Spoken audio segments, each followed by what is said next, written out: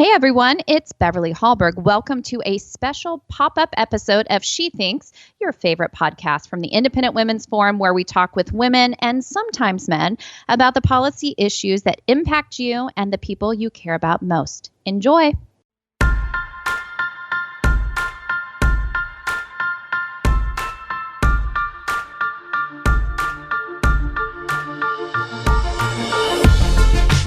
Welcome to another pop-up episode of She Thinks, the podcast from Independent Women's Forum.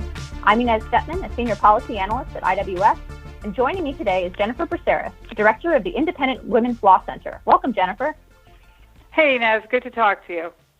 Today, Jennifer and I are going to be chatting about Bostock against Clayton County, the recent ruling in which the Supreme Court held by a vote of 6-3, including the court's 4 left-leaning justices, as well as Justices Gorsuch and Roberts, that an employer who discriminates on the basis of sexual orientation or gender identity has violated Title VII of the Civil Rights Act of 1964, specifically prohibition on sex discrimination. So, Jennifer, what was the question here that the court was looking at? Because I think there's a lot of confusion about what the question presented before the court actually was. Yeah, well, the case was actually 3 cases that the court consolidated.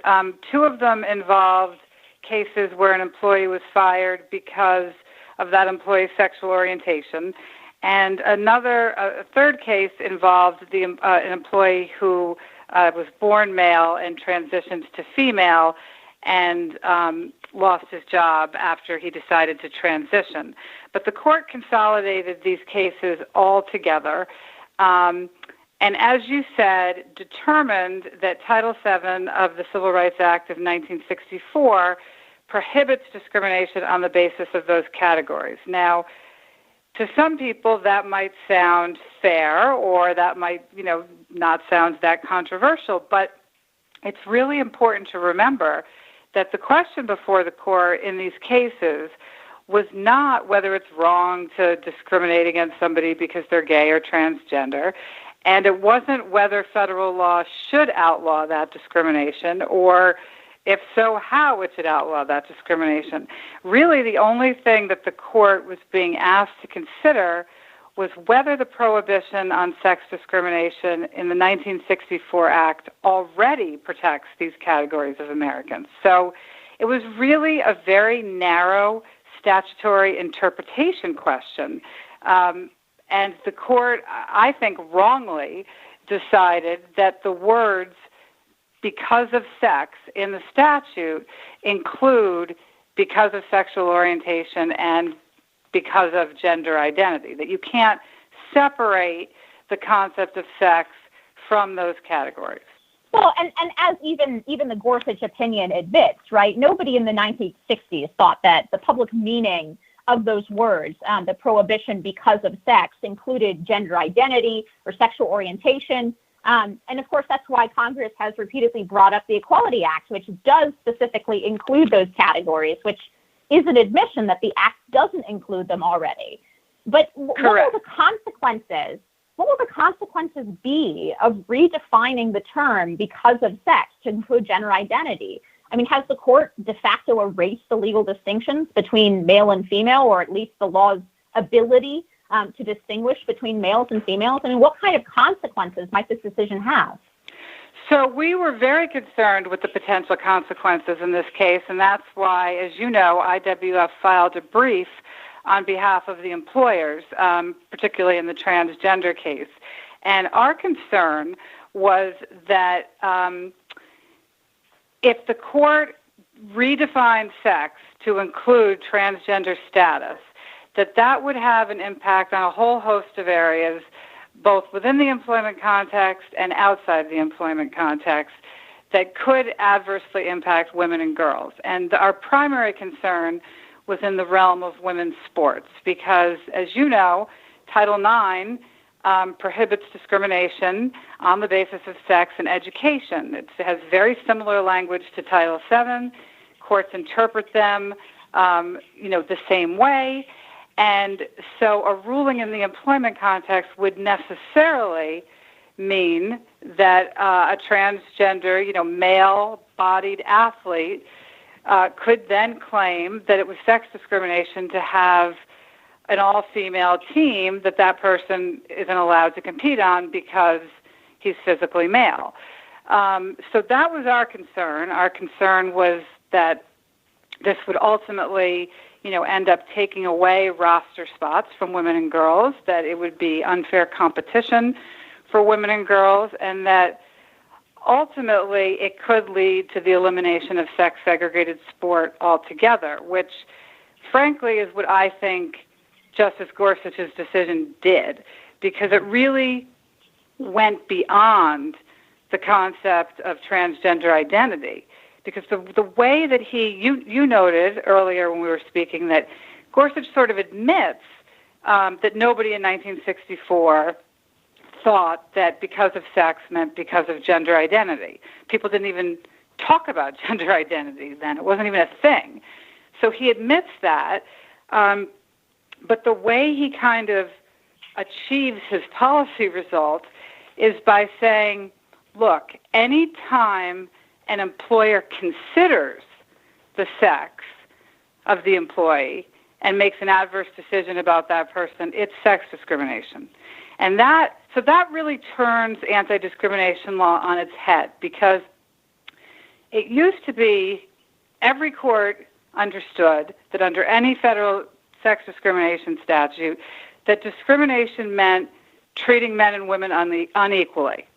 It didn't mean you could never think about whether they were men and women, right? So if you have a male bathroom and a female bathroom, you're not treating them unequally. They have the same space to use the restroom, but you are thinking about their gender in terms of making that distinction. Gorsuch has now said if sex at all enters the employer or school's consideration, you've violated the law. So, I'm just waiting for the kid armed with this decision who brings a lawsuit demanding a spot on a Division I women's, hockey team. Because as you say, this takes it, because it's almost making this entire question in a weird way of sort of gender identity. It's making it broader than the questions that we've dealt with up till this point, and if it's discrimination on the basis of sex, it's a discrimination on the basis of sex, it seems to be. There's so many unanswered questions, though, in this Pandora's box that this decision has opened, right? So right. I think the dissent talks about, for example, religious schools and whether or not they have the right to maintain a staff that agrees with the moral teachings of that religion. Are we going to see like an explosion of religious freedom cases, of RFRA cases going forward? And if we are going to litigate all of these questions under RFRA, what about the rights of secular Americans who, for example, believe what used to be until about half a second ago was sort of the universal belief that men and women are biologically distinct? I mean, what do you see the future of litigation under this case looking like? The courts are going to be clogged up with this stuff for decades. And, it's interesting because Gorsuch says, well, no, this is a narrow opinion. It only applies to this context, blah, blah, blah, blah, blah. Well, these cases might not reach the Supreme Court for a decade or at all, but they're going to start to be filed in the lower courts tomorrow. And they're going to affect real people tomorrow. Because, as you say, it's going to affect the rights of religious organizations. It's going to, as Justice Alito pointed out, raise questions about health care coverage based on male and female status. It's going to affect the First Amendment and people's rights to express views that, as you noted 5 minutes ago, were perfectly acceptable views. So it's going to have an impact across sectors. Housing, education, athletics, bathrooms, religious institutions, First Amendment. It's going to reverberate throughout all sectors of society. And some people say, well, isn't that just a scare tactic? Isn't this really, not that big a deal? But it actually, I think, is going to have far-reaching consequences, not just in terms of what it means to be male and female in America, and carving out certain separate spaces for men and women. It also has wide-ranging consequences for democracy. and American government that are, I think, very disturbing. Yeah, I completely agree. You know, we're talking about this huge category of essentially public policy, right? So the question then becomes not only what is the correct way to balance between the interests of, say, transgender students on UC campus and the rights of women and girls to have their own track team. I mean, that is an issue where you're balancing different public policy issues. It seems designed for legislatures, not for the courts. I mean, it wasn't voters who made this decision. It was ultimately, right, nine justices in black robes.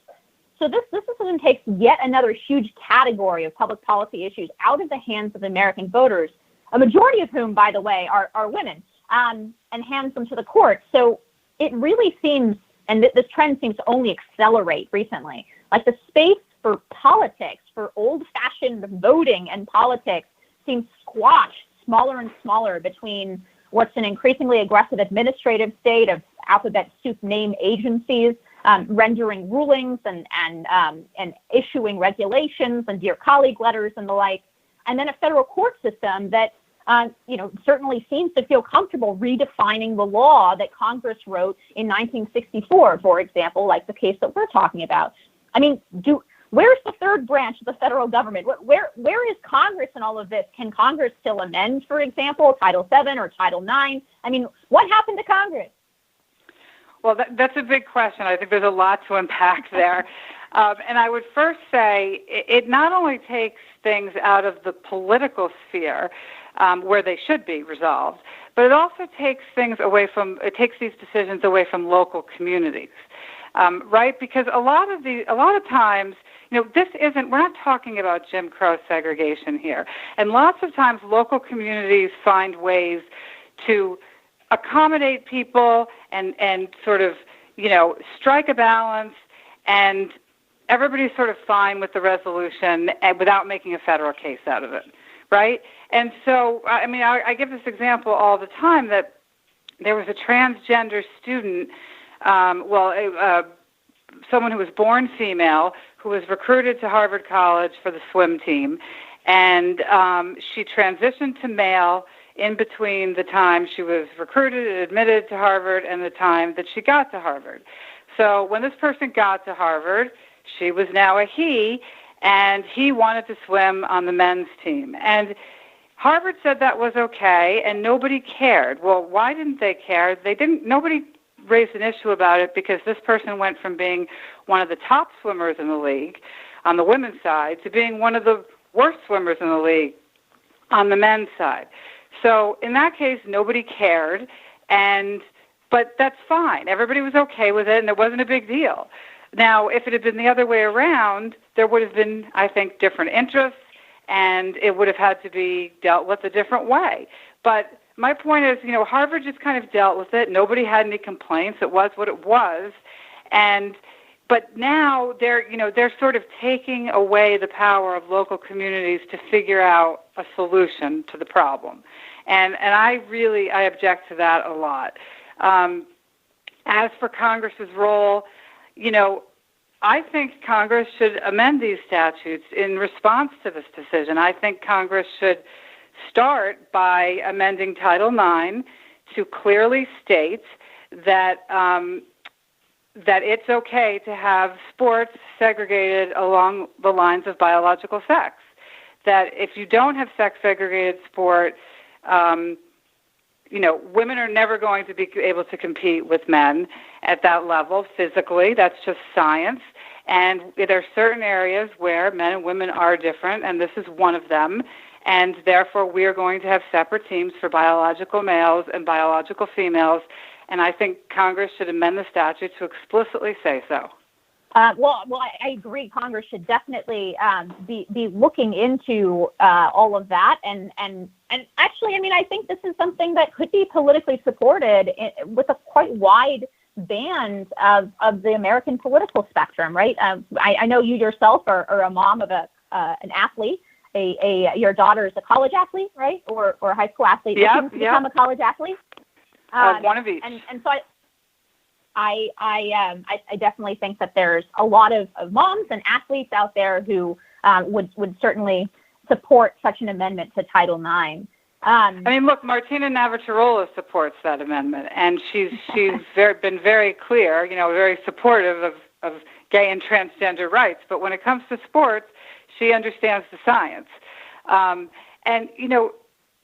Frankly, I would say what the Title IX regulations say now, by the way, is not that schools have to have sex-segregated sport, but that they may have sex-segregated sport, and they all do. So again, leaving it to local communities to sort of decide on a case-by-case basis, right?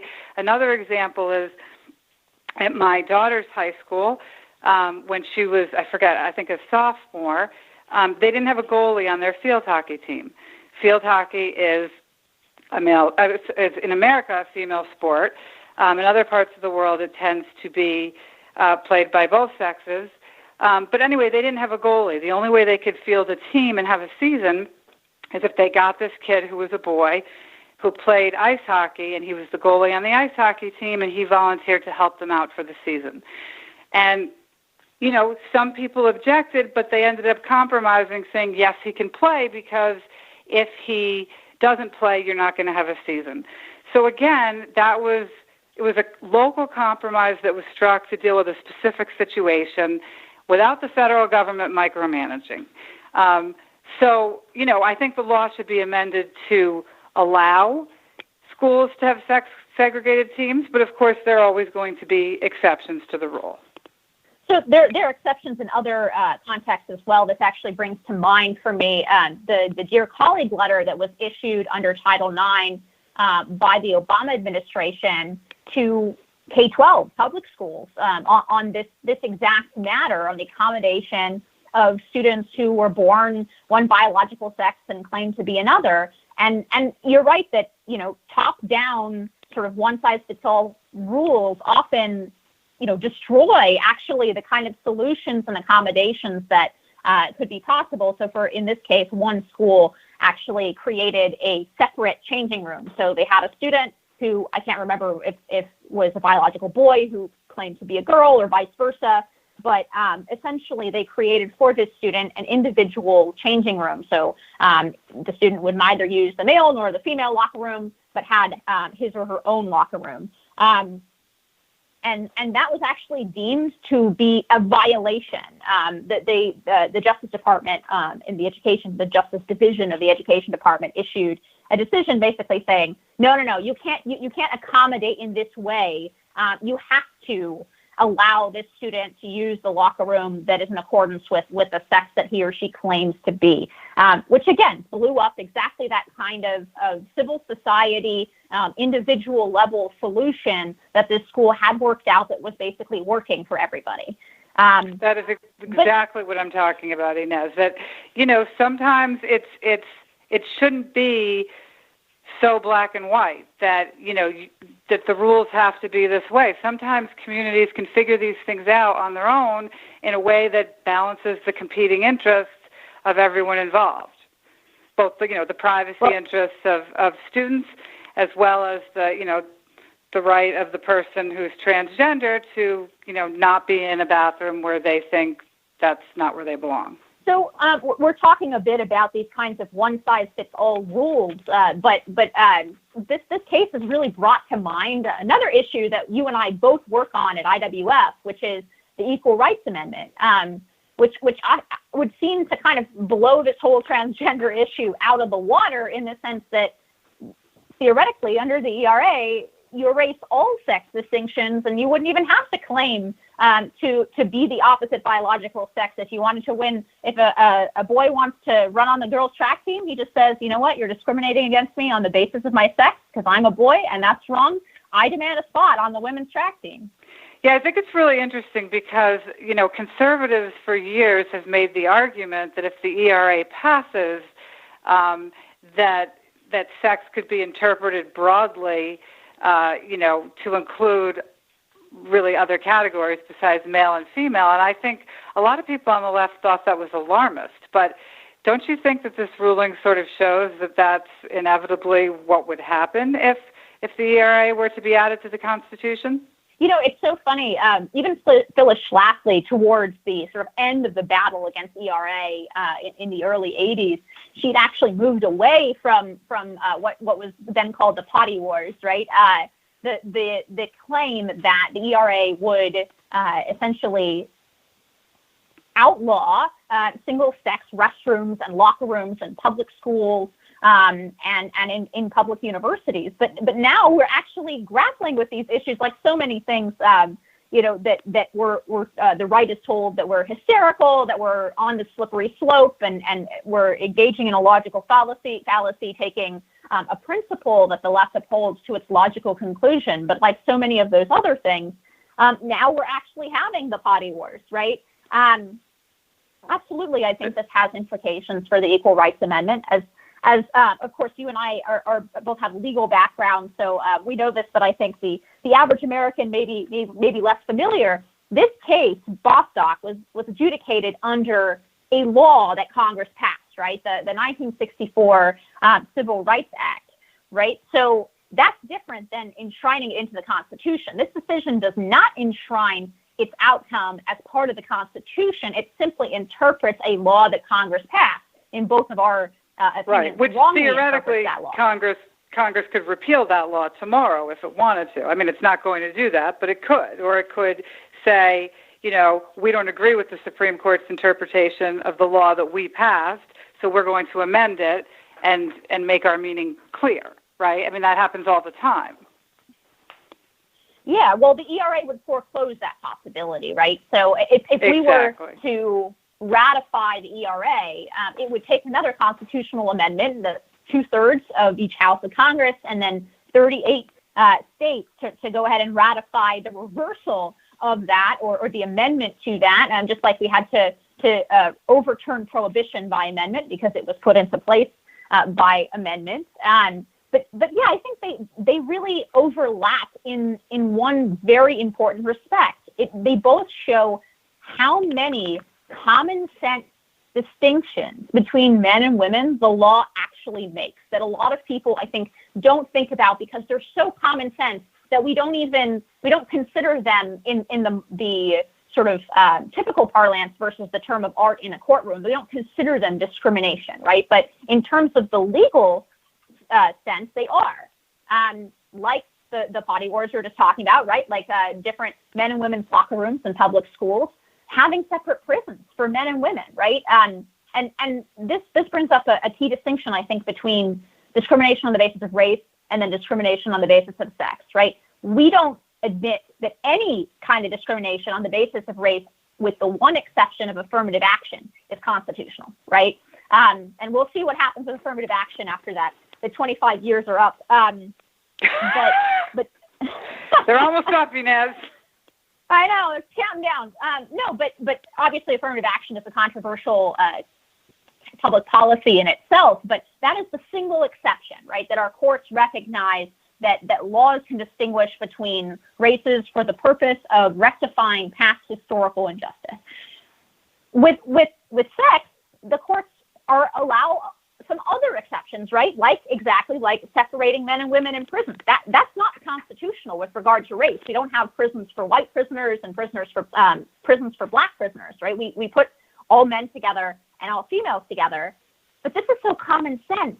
We don't even think of it as a discrimination. But that's what I see as the real danger in the ERA is moving us from that flexible regime where we can actually take into account the fact that, yes, men and women are biologically different, and in some small percentage of cases or situations, those differences really matter. And they can, in fact, ignoring those differences can put women and girls actually in danger. And I really worry that we're moving more towards the government and states not being able to account for sex in any way, which I think would be very dangerous. I agree with you 100% on that. And, what I think is interesting is oftentimes one argument that people, you hear people on the left make in favor of the ERA is that it would really just be symbolic, right? And that, the court has recognized that the Equal Protection Clause covers women, covers all Americans, and that unfair distinctions on the basis of sex are already unconstitutional. So the ERA would just be symbolic. But this ruling really tells me that would not be the case, that this would go much farther than current constitutional doctrine. And could you explain that a little bit for the listeners? Because I think that's a really interesting controversy. Yeah, I mean, I think what this all comes down to is erasing the distinctions between women and men. And like we've both said, there are plenty of distinctions between women and men that are irrelevant, or it would be irrational to distinguish between men and women or discriminate between men and women, for example, with regard to who can get a law degree or who can be an astronaut, right? But there are other situations in which it makes perfect sense to take into account the biological differences between men and women. For example, on the water polo team, right, where men are physically stronger. In the boxing ring, it makes perfect sense to distinguish between men and women because men are biologically stronger. In the prison context that I just mentioned, it makes women incredibly vulnerable to put them in with male prisoners. Right. On the front line. So the draft argument is sort of outdated in a way that perhaps it was just beginning to when Phyllis Schlafly made it in the early 70s. But I think that there's an additional wrinkle to it in our modern context. Now that, women can go into combat, it's still a very small number of women who choose to go into combat. Now, if there's a draft and we have an ERA, is it fair that, the vast majority of women drafted will take safe positions behind the front lines? Or do we have to perfectly balance our front lines between men and women? Otherwise, it's a discrimination. If you're sent to the front lines instead of being assigned to a desk job in the military, is that a discrimination on the basis of sex, right? There's so many. I mean, Ruth Bader Ginsburg pointed out that she thought that this kind of equality principle would necessitate changing thousands of laws. And I think the average, voter doesn't realize how much of this assumption that men and women are different, an assumption that happens to be in accordance with reality, is actually built into our laws and permits us to protect, especially women and girls, in situations where they might be vulnerable. And I actually wonder whether Justice Gorsuch even understands or even thought about the fact that this opinion was going to sort of append all of those distinctions, right? I mean, he seems to have convinced himself that this was a very narrow decision based on one statute, without really taking the time to think about the fact that if the ERA is added to our Constitution, the exact same reasoning that he used in this opinion can and will be used, as you say, to erase any legal distinctions or public policy distinctions between males and females whatsoever. I mean, I can't believe that was sort of lost on him, but it seems to have been. Well, on that unfortunate note, and ominous note, I should say, I think that is about all the time we have for today. So if you would like to learn more about the Bostock case, you can check out the Law Center's amicus brief at iwf.org. And if you enjoyed this episode of She Thinks, we'd love it if you would leave us a rating or review on iTunes and share this episode on social media. From all of us here at Independent Women's Forum, you're in control. I think, you think, she thinks.